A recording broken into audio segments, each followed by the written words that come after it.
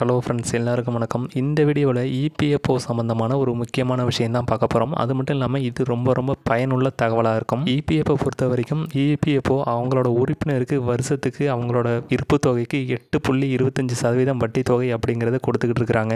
இந்த வட்டி தொகையை நம்ம கரெக்டாக வாங்கணும்னா அதுக்கு ஒரு சில வழிமுறைகளை நம்ம ஃபாலோ பண்ணி ஆகணும். அப்போ தான் இபிஎஃப்ஓ உறுப்பினர்களுக்கு அவங்களோட இருப்பு தொகைக்கு அந்த வட்டி விகிதம் அப்படிங்கிறது குறையாமல் முழுமையாக கிடைக்கும். இபிஎஃப் உறுப்பினர்கள் ஒரு நிறுவனத்திலேருந்து இன்னொரு நிறுவனத்துக்கு வேலையை போகிறாங்கன்னா அவங்களோட மெம்பர் ஐடியில் இந்த விஷயத்தை பண்ணலைன்னா வட்டி விகிதம் கிடைக்காம போகிறதுக்கான வாய்ப்பு இருக்குது. இபிஎஃப்ஓ சம்மந்தமான இந்த முக்கியமான தகவலை தெரிஞ்சுக்கிறதுக்கு முன்னாடி நம்மளோட சேனலை சப்ஸ்கிரைப் பண்ணிவிட்டு வீடியோவை ஸ்கிப் பண்ணாமல் முழுசாக பாருங்கள்.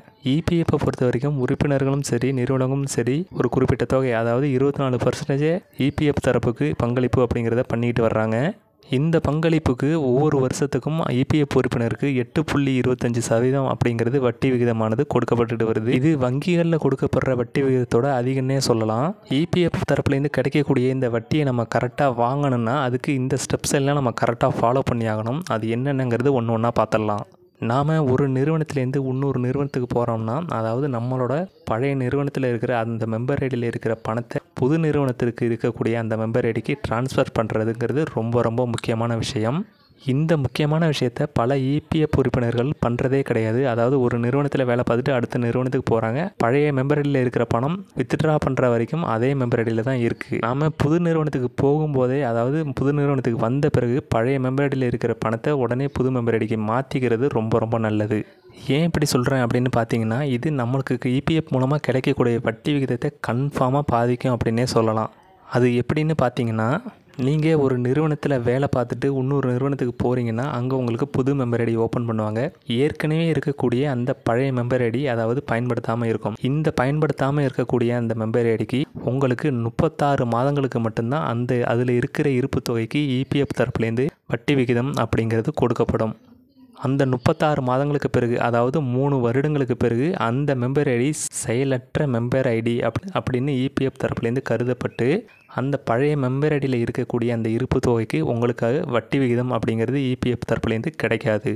நீங்கள் பழைய மெம்பர் ஐடியில் இருக்கிற அந்த பணத்தை புது மெம்பர் ஐடிக்கு மாற்றாத பட்சத்தில் உங்களுக்கு புது மெம்பர் ஐடியில் எவ்வளோ அமௌண்ட்டு சேர்ந்துருக்கோ அந்த அமௌண்ட்டுக்கு மட்டும்தான் இபிஎஃப் தரப்புலேருந்து உங்களுக்கு வட்டி விகிதம் அப்படிங்கிறது கிடைக்கும். எக்ஸாம்பிளுக்கு சொல்லணும்னா, நீங்கள் 2025 ஒரு கம்பெனியில் வேலை பார்த்துட்டு 3 வருஷத்துக்கு அப்புறம் வேறு கம்பெனிக்கு வேலைக்கு போகிறீங்கன்னா, அந்த 3 வருஷத்தில் அந்த மெம்பரில் இருக்கிற பணத்தை மாற்றாமல் வச்சுருக்கிற பட்சத்தில் உங்களுக்கு இந்த 36 மாதங்களுக்கு மட்டும்தான் அதுக்கு வட்டி விகிதம் அப்படிங்கிறது இபிஎஃப் தரப்புலேருந்து கிடைக்கும். 36 மாதங்களுக்குள்ளே நீங்கள் புது மெம்பர் ஐடிக்கு பழைய மெம்பர் ஐடியில் இருக்கிற எல்லா அமௌண்ட்டையும் மாற்றுற பட்சத்தில் உங்களுக்கு முழு தொகைக்கு இபிஎஃப் தரப்புலேருந்து வட்டி விகிதமானது கிடைக்கும். இபிஎஃப்ஓ தரப்புலேருந்து கிடைக்கக்கூடிய இந்த 8.25% வட்டிங்கிறது உங்களுக்கு முழு தொகைக்கும் வேணும்னா பழைய மெம்பரில் இருக்கிற மொத்த தொகையும் புது மெம்பர் ஐடிக்கு மாற்றி வச்சுருக்கிற பட்சத்தில் உங்களுக்கு வட்டி விகிதம் குறையாமல் கிடைக்கும். இபிஎஃப் உறுப்பினர்கள் இந்த விஷயத்தில் உஷாராக இருக்க வேண்டியது ரொம்ப அவசியமான விஷயம். இது உங்களுக்கு இப்போ தான் தெரியும்னா இதை உங்களோட நண்பர்களுக்கு மறக்காமல் தெரியப்படுத்துங்க. பழைய மெம்பர் ஐடியில் இருக்கிற பணத்தை நீங்கள் எப்போ வேணாலும் புது மெம்பர் ஐடிக்கு மாற்றிக்க முடியும். அதுக்கு கால வரம்பு அப்படிங்கிறது கிடையாது. ஆனால் பழைய மெம்பர் ஐடிக்கு இருக்கக்கூடிய அந்த பணத்துக்கு உங்களுக்கு வட்டி விகிதங்கிறது 36 மாதங்களுக்கு மட்டும்தான் கிடைக்கும்.